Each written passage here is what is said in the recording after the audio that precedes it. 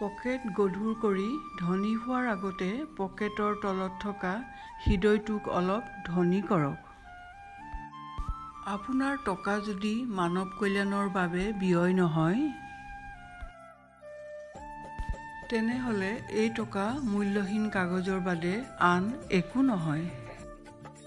কিছুমান মানুহে নিজক লৈ অহংকাৰ কৰে, নিজকে ডাঙৰ বুলি ভাবে। কিন্তু তেওঁলোকে হয়তো নাজানে ফুলৰ সৌৰভ আৰু মানুহৰ গৌৰৱ বেছি দিন নাথাকে। কথাত আছে, সংসাৰ সুখৰ হয় ৰমণীৰ গুণে।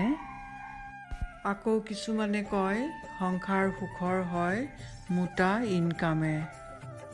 কিন্তু মই কওঁ সংসাৰ সুখৰ হয় স্বামী স্ত্ৰী ইজনে আনজনৰ প্ৰতি শ্ৰদ্ধা বিশ্বাস আৰু ভালপোৱাই। সন্তানক লালন পালন কৰা সাধনাতকৈ কম নহয়, আৰু মা দেউতাক সেৱা কৰা ভগৱানক সেৱা কৰা সমান। নিমখ নিদিলে যেনেকৈ তৰকাৰীৰ সোৱাদ বুজা নাযায়, তেনেকৈ জীৱনত দুখ নাথাকিলে সুখ বুজা নাযায়। কথাটো তিতা হ'লেও সত্য, কাকোকে প্ৰয়োজনতকৈ বেছি দাম দিলে তেওঁ খুব যত্ন সহকাৰে অৱহেলা কৰিবলৈ আৰম্ভ কৰিব। এনেকুৱা প্ৰেম নকৰিবা, ৰাতিপুৱা আছে আৰু আবেলিলৈ নাই। অৱহেলা শব্দটো সৰু হ'লেও যন্ত্ৰণাটো বহুত বেছি। তাকেই ভাল পোৱা যি তোমাক ভাল পায়, তাক নহয় যাক তোমাৰ ভাল লাগে।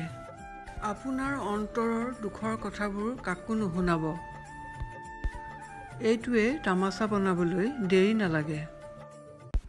যদি আপুনি দুখক ধ্যান দিয়ে তেন্তে সদায় দুখত থাকিব, আৰু সুখক যদি ধ্যান দিয়ে তেন্তে সদায় সুখত থাকিব। আশীৰ্বাদে কেতিয়াও লগ নেৰে, আৰু অভিশাপে কেতিয়াও পিছ নেৰে। বেয়া সময়ে আপোনাক দুৰ্বল নকৰে, বৰঞ্চ চেম্পিয়ন হ'বলৈ শিকায়।